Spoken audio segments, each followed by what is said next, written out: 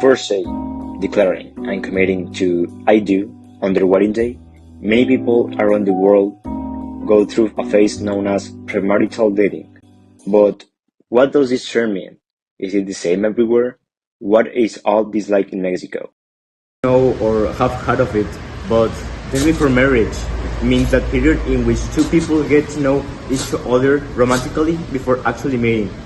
And it can include anything from casual dates to serious relationships, which has generated a lot of discussion. Yes, I heard that, but it is not exactly like that everywhere. In some countries like France or the US, it's completely normal or free. In other places like India, it can be guided by parents and can be more restricted. For example, here in Mexico, I think it depends a lot on the cultural and family context.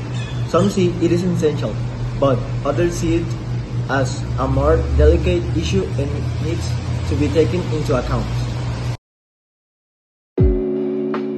The concept of premarital dating has evolved over time. In many traditional cultures, dating wasn't as widely known as it is today. Couples were each selected by their families in arranged marriage, but over the years, especially in the West, a more individualistic approach was introduced that prioritized getting to know each other before commitment. It's very interesting how in some places like Sweden, non-marriage relationships are common, while in other places marriage is the primary goal of dating.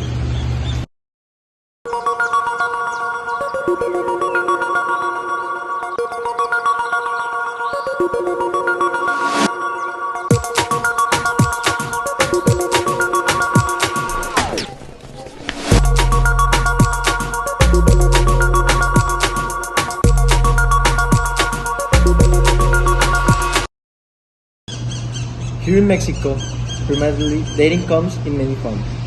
In big cities like New York and Mexico City, it's completely free and normal, influenced by Western trends.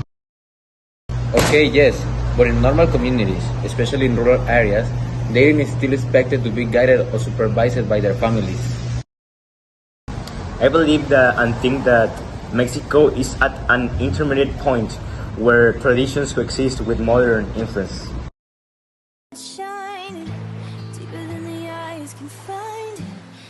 However, premarital dating is not accepted everywhere in the world. In some cultures, it is still considered forbidden or inappropriate. For example, in some Eastern countries, premarital dating means something different than what they think, and it is subject to religious and social rules.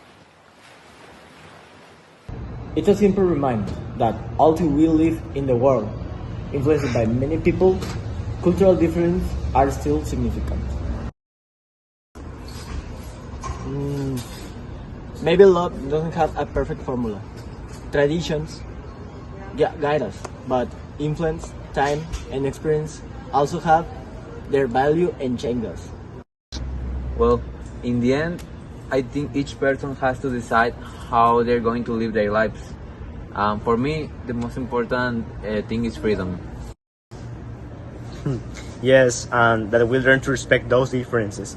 That's what makes love so unique in each culture. Remember, love transcends culture and unites us all. Football unites the world.